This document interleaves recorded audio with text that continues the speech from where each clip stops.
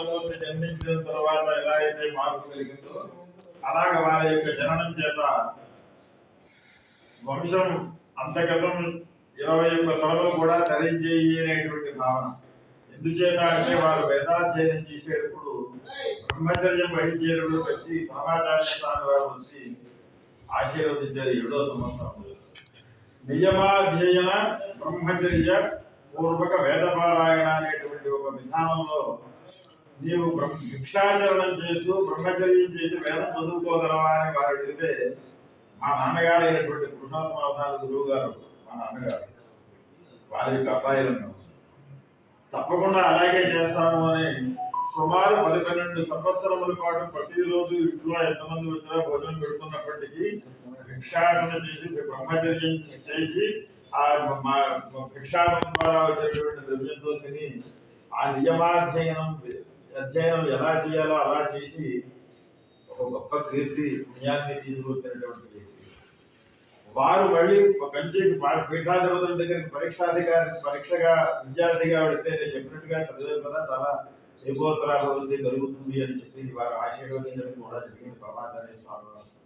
అందుచేతనే ఆయన ఉద్యోగరీత్యా ఇక్కడ స్వామివారి సన్నిధిలో ఉన్నప్పటికీ ఈ గృహానికి వేద ధర్మ రక్షణ నిలయం అని నామకరణ చేశారు గృహాన్ని.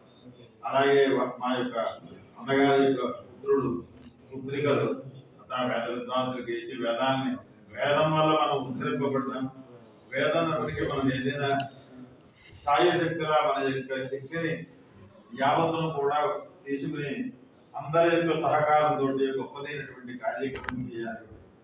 మన వంతు ఉడతా సహాయంగా యథోచితంగా చేయాలనేటువంటి భావనతోటి సుమారు 20 సంవత్సరాల క్రితం నాన్నగారు ఉన్నప్పుడే ఈ ముష్టి పురుషోత్తమావధాని వేదశాస్త్ర ట్రస్ట్ అనేటువంటి పేరుతో ప్రతి సంవత్సరం కూడా ఒక రోజున విద్వాంసులు అందరినీ కూడా ఆహ్వానించి వారందరి చేత చక్కనైనటువంటి వేదస్వస్తి ఉపన్యాసములు పండిత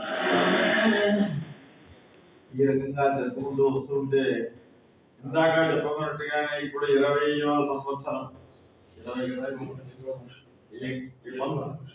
19వ సంవత్సరం. ఈ సంవత్సరం గొప్ప విశేషం ఏది అంటే భారతీయ తీర్థ స్వాముల వారి యొక్క హృదయంలోంచి ఉద్భవించిన వ్యక్తి మా స్వామి వారు.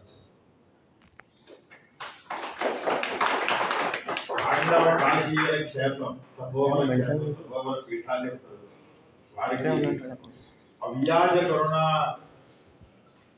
ప్రతి వాళ్ళ ఎందుకు కూడా అనంతమైనటువంటి అచింత్యమైనటువంటి గొప్పదైనటువంటి ప్రేమ కలిగినటువంటి మీద స్వపక్షం వారు ఆపక్షం అనేటువంటి తేడా లేదు. ఏ పండితుడిగా మీరు పెంచి పెట్టున్నారు మేరీ పెట్టున్నారు కానీ తపోవన స్వామి గారు చదువుకుంటే ఇద్దరికీ సంబంధం ఉన్నటువంటి ఏకైక గురుతుల్యులు. అలా గొప్ప వారు వచ్చి వారి యొక్క సాన్నిధ్యంలో ఈ కార్యక్రమం మనం సంకల్పం చేసుకోవడం.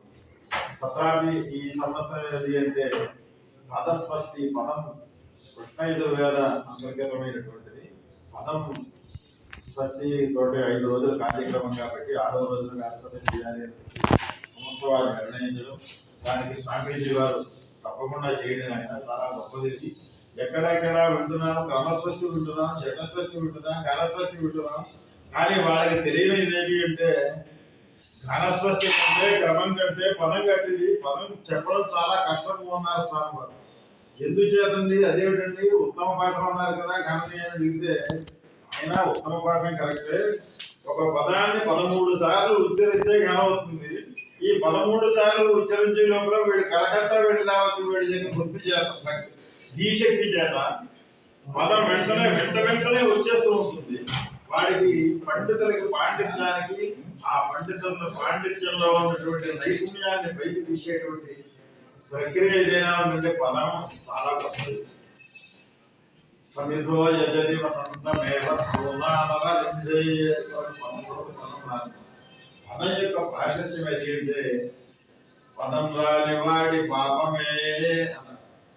వాడి పదమే కనుక రాకపోతే ఏ అక్షరాన్ని ఎక్కడ కాపీ చేయాలి, ఎక్కడ అనార్థికం ఉంటుంది, పదం యొక్క ఆ వ్యుత్పత్తి పదం చాలా సరిగ్గా చేయకపోతే ప్రత్యవాయువు కలుగుతుంది అని. సంహిత అంటే బీజ సహితమైనటువంటి తూలము అంటే పత్తి, ఆ గింజలతో కూడినటువంటి పత్తి అని.